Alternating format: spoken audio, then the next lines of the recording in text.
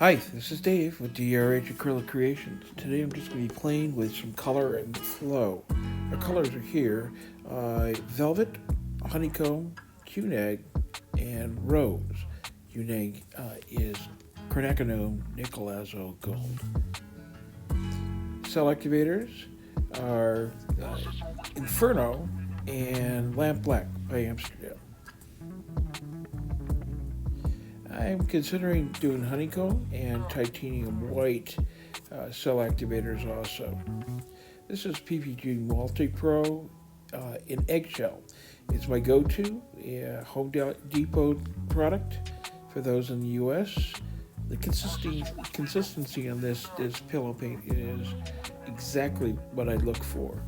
There are a lot of paints you can use, but that one seems to be one I go to. Okay, Quinacridone, Nickel Gold going down first.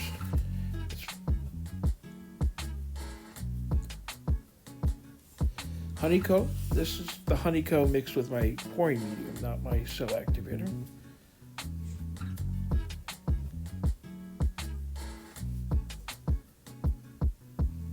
This is a rosé. One of my first times using this pigment. It's beautiful.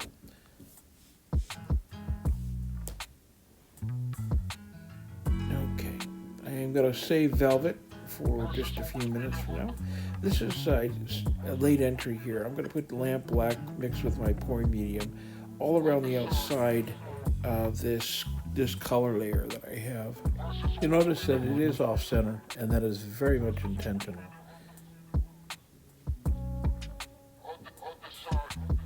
Okay, I'm going to put Velvet on top of that. This is an interference color that works better on a dark, against a dark color. This is Infernal. This is my cell activator. It's a TLP product, and I've done a video on how to mix that. Lamp Black, cell activators next. I'm going to blow this out. If you're interested in learning how to mix my pouring mediums, how I mix my pigments, how to mix my cell activators, there was a link up there for my 101 series of videos that I explain how I do all of that. You can also find that down in the description below, along with all the colors and everything that I'm using on the canvas today. I failed to say this is a 10 by 20 inch canvas, and as you can see, it was a repaint of a canvas I did, of a painting I did about a year ago, maybe a little bit more. A little bit more Inferno, black cell activator. Now, what I'm going to do here, this is, I'm trying to get splatter art going. I've done one, and all I'm doing is I'm doing a real quick puff of air to get a splatter going.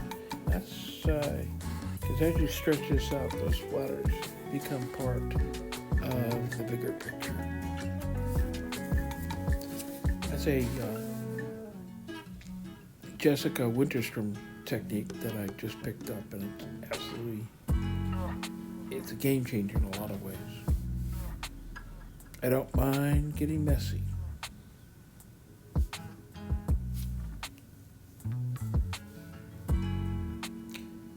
Okay.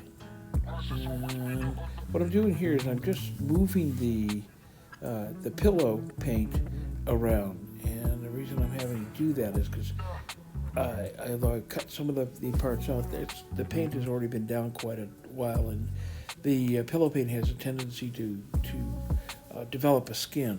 And if you let that skin go, you'll have it won't have a smooth surface underneath, and the paint will roll over.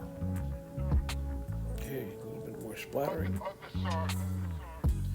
I'm pretty much just having fun with the paint at this point.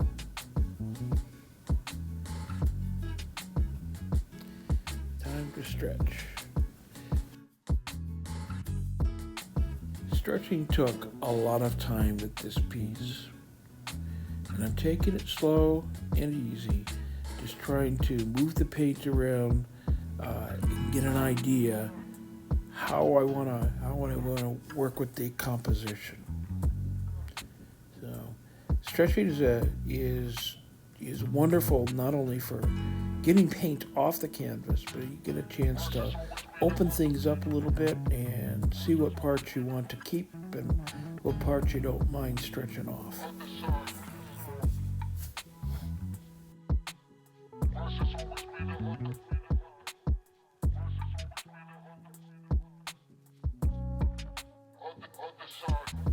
Decided I needed to add some pillow paint because it was just not going to make it all the way over.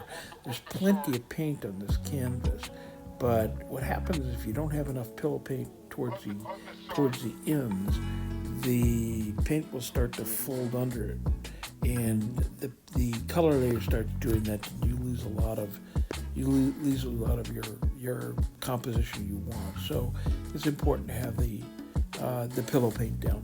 It just means I'm going to have more wastage. I'm going to have more paint that goes off the canvas. But you end up with a smoother finish.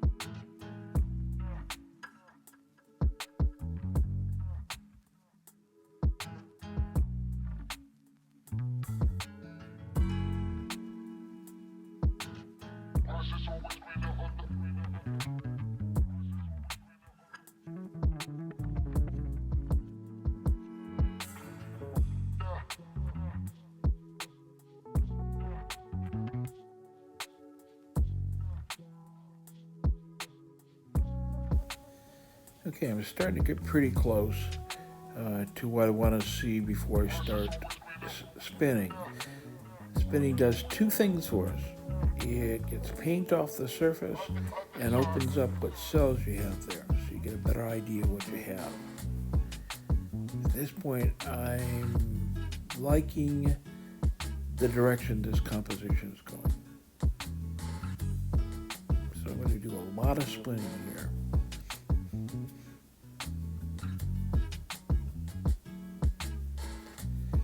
And mostly now the spinning is for me to get some of the paint that I have on the canvas off. The main reason you want to get as much paint off as you can. If you don't, you risk the chance of getting cracking and crazing with the paint.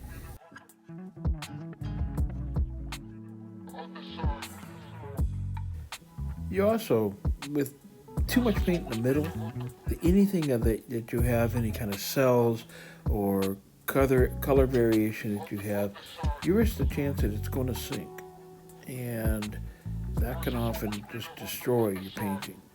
So it's important to get as much paint off as you can. Sometimes it means sacrificing elements of your painting you like. It's a trade-off you have to be willing to make.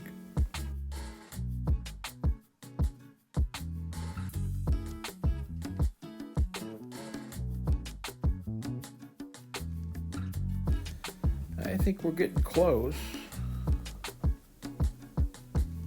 I'm liking what I'm seeing. And it's time to go. Good. Let's take you down for the flyover.